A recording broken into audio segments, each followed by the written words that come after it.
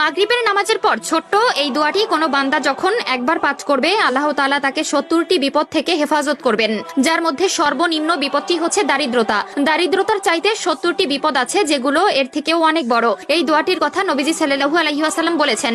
তিনি বলেন, কোনো বান্দা যখন বিপদের মধ্যে পড়বে, মুসনাদে আহমদের বর্ণনা এসেছে, কোনো বান্দা যখন বিপদের মধ্যে পড়বে তখন যদি বিপদে পড়ার পর সে এই দোয়াটি পড়বে, পড়ার সাথে সাথে আল্লাহ তাআলা তার প্রতি ধেয়ে আসা 70টি বিপদ থেকে তাকে রক্ষা করবে। কাজেই ভিডিওটি মোটেই এড়িয়ে যাবেন না। আমাদের মধ্যে এমন অনেকে আছে যাদের বিপদ পিছু ছাড়ে না, সব সময় দুর্ঘটনা, অনটন এবং দারিদ্রতা লেগেই থাকে। কোনো কিছুতেই যেন তাদের সংসারে উন্নতি আসে না, কিন্তু ছোট্ট এই একটি দোয়ার মাধ্যমে সেই ঘরটি হয়ে উঠবে একটি ফুল বাগিচার মতো সুন্দর রূপে। প্রিয় দর্শক, অবশ্যই ভিডিওটি শেয়ার করে দিবেন সকল মুসলিম ভাই বোনদের মধ্যে, যারা এই ছোট্ট আমলটি করে নিজেদের জীবনকে আরো সুন্দরময় করে তুলতে পারবে। হতে পারে আপনার একটিমাত্র শেয়ারে যদি কেউ উক্ত আমলটি শেখে এবং নিজ জীবনে কায়েম করে, তবে শুধু সে নয়, তার উপকার পাবেন আপনিও। কাজেই ভিডিওটি শেয়ার করে দিবেন। মাগরিবের নামাজের পর ছোট্ট এই আমলটি এতটা মারাত্মকভাবে আমাদের জীবনে প্রভাব ফেলে তা হয়তো অনেকেরই অজানা।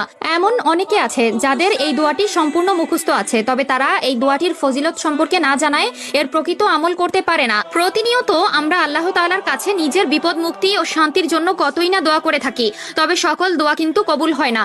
কিন্তু ছোট্ট এই দোয়াটি এত পরিমাণ শক্তিশালী, কেউ যদি চলতি পথে এই দোয়াটি পবিত্র অবস্থায় নেক মনে আল্লাহর স্মরণে একবার পাঠ করে, তবে সেই বান্দার আমল নামায় 70 লাখ নেকি জমা করা হবে এবং বান্দার করা 70 লাখ গুনাহ মাফ করা হবে।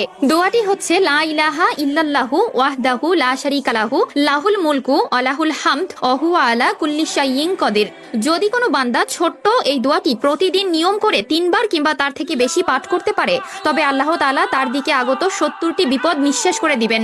উক্ত দোয়াটিতে মহান রাব্বুল আলামিনের প্রশংসা করা হয়েছে, যে দোয়াটি বিভিন্ন হাদিসের মধ্যে উল্লেখিত আছে, যেখানে এটি পড়ার মাধ্যমে অনেক সওয়াব পাওয়া যায়, গুনাহ মাফ হয়। তুমি যদি জান্নাত লাভ করতে চাও ও শয়তানের অনিষ্ট থেকে নিজের নিরাপত্তা লাভ করতে চাও, তাহলে এই দোয়াটি পাঠ করো। এছাড়াও প্রিয় নবী সাল্লাল্লাহু আলাইহি ওয়াসাল্লাম বলেছেন, যে ব্যক্তি সকালে 10 বার এবং সন্ধ্যায় 10 বার এই দোয়াটি পাঠ করবে, সেই ব্যক্তি কিয়ামতের দিন সর্বশ্রেষ্ঠ আলেমকারীদের অন্তর্ভুক্ত হবে। তিরমিজি শরীফ 3471। এছাড়াও সহিহ মুসলিমের 2693 নম্বর হাদিসে উল্লেখ করা আছে, যে ব্যক্তি এই দোয়াটি 10 বার পাঠ করবে, সে 4 জন দাস মুক্তি করার মতন সওয়াব পাবে। এছাড়াও রাসূলুল্লাহ সাল্লাল্লাহু আলাইহি ওয়াসাল্লাম বলেন, আল্লাহর কাছে সবচেয়ে প্রিয় বাক্য হচ্ছে 4টি: 1 সুবহানাল্লাহ, 2 আলহামদুলিল্লাহ, 3 লা ইলাহা ইল্লাল্লাহ, 4 আল্লাহু আকবার। কাজেই উক্ত দোয়াটি যাদের আগে থেকেই মুখস্থ ছিল, তারা অবশ্যই একবার আলহামদুলিল্লাহ কমেন্ট করবেন। আল্লাহ তাআলা সকলকে নেক বুদ্ধি ও উক্ত দোয়াটি প্রতিনিয়ত পাঠ করার তৌফিক দান করুক, আমিন।